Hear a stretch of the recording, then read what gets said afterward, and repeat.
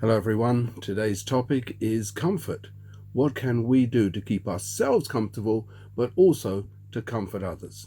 Let's go into the video.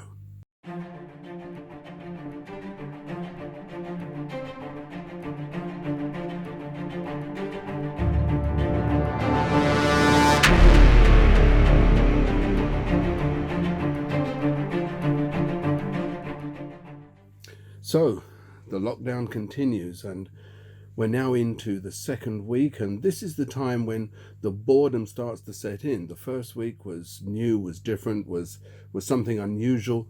The second week, well, this is the time when sometimes people move into that boredom, maybe a little bit of despair setting in. And so what we want to look at is, how do we keep our spirits up during this time?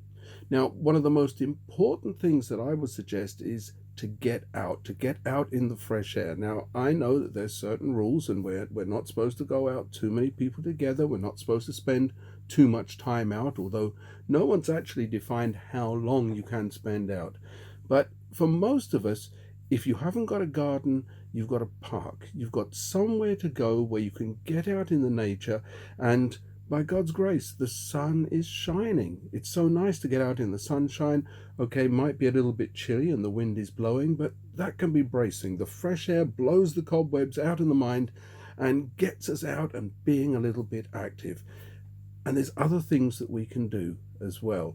I want to show you a short clip from Reverend Pat Allerton. He's known as the Portobello pastor.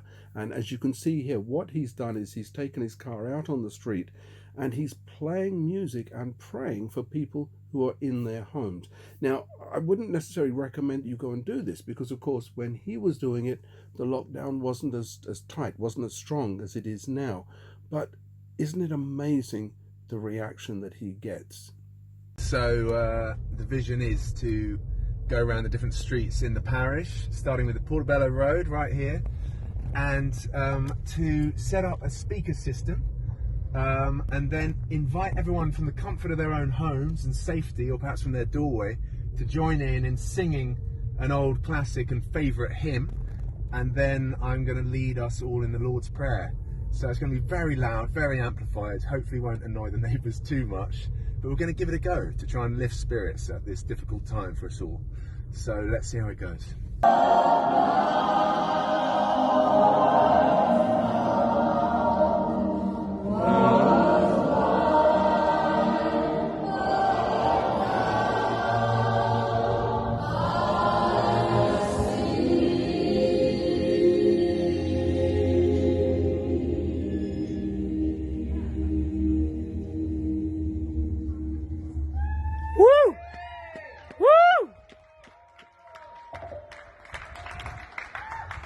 Wonderful. Well, even better news than being able to sing along from the comfort of our own homes is the news that we have a loving Heavenly Father who hears our prayers, and each one of us is touched by this crisis in a different way. And you'll know loved ones, you'll have friends, colleagues, neighbours who are touched by this awful disease. So why don't we just join together now in lifting them before God Almighty. And in a moment I'll lead us in the Lord's Prayer. Well, I don't know about you, but I found that both inspirational and innovative as well.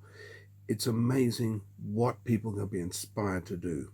We were on a walk going around the park one day and we thought, let's go and visit some people who live nearby. We went and stood outside their gate, pulled out a phone, called them up and said, look out of the window. And when they looked out of the window, we were there singing hymns to them. We sang 3 hymns and then we prayed with them over the phone. We were able to give them big smiles, give them a wave, let them know that we care for them. We know that they're there. They're locked inside. They're vulnerable people, so they can't get out.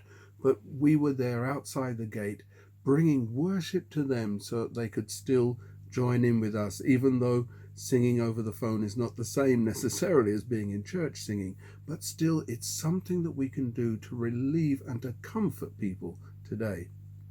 We also went to visit a second time where we took some food. We left a food parcel outside the door. And when we were doing that, there were some neighbours that were outside as well. And that gave us an opportunity to stop and witness to them. Some young men there who were finding it very hard to be inside the house all the time. One of them said it reminded him of time he spent in prison, and he reminded him of being in solitary confinement in prison. And he said it's really tough for young people, so that you have to bring something to them to encourage them. And we spent some time encouraging them. This young man, he said when he was in prison, he had read the Psalms previously, and so we suggested, why not try reading the Gospels? Bring yourself closer to the life of Christ, because as you read about the life of Christ, so also the life of Christ comes into you. And we had a good time. We spent a good 20 minutes standing there talking with these young people, encouraging them and letting them know that this was a time of opportunity, not a time of distress. You know that there's a lot that we can do. The world is changing, and right now the world has changed. And we have to think about, what does it mean to be a Christian in these times? You may well know that in the Ministry of Healing, page 143, Ellen White writes about Jesus' approach, and she said he mingled with people as one who desired their good, sympathized with them, dealt with the problems that they had, and then he said, follow me. This is our example. This is the approach that we should be taking, getting out to help people deal with their problems, give them a word of comfort. You know, if somebody's hungry, going and giving them a copy of Steps to Christ or the Bible doesn't actually help them. They're still going to be hungry. So we have to be doing something positive. And then when we do, you would be surprised. People will turn to us and want to know what it is that motivates us. And then we can witness Jesus Christ. When you're staying at home, think about what you can do at home. This is a time of modern technology. We've all got mobile phones, we've got computers and other equipment, but are we using them to spread the gospel? But what about this? This is something that we're doing now on a regular basis. Every evening, we're calling people on what used to be called a party call, where you merge the calls together. We normally have 6 or 7 people involved in one call, but it's a prayer line. It's a time when we can pray together and strengthen each other. So although we may not be physically present, although we may not be able to physically go and see each other, we do have the opportunity to pray with each other, to comfort each other. And that means a lot to people who are stuck at home by themselves. We can do many different things. For example, WhatsApp. You know, WhatsApp groups, there's lots of things that fly around, all kinds of pictures and craziness. But what about if you were to set up a WhatsApp group with like-minded people who just want to study the Bible? Use this time for study.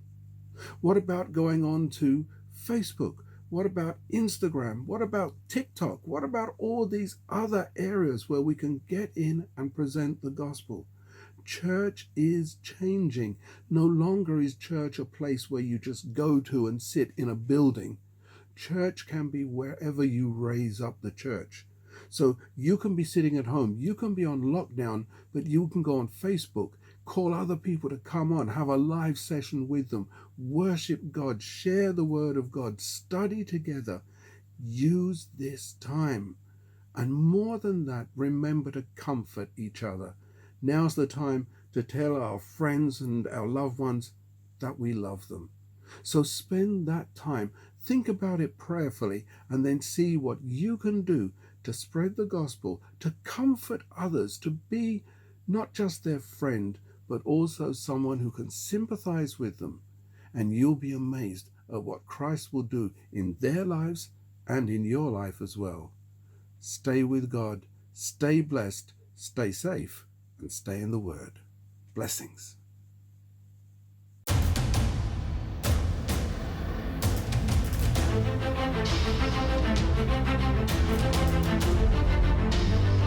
Thank you.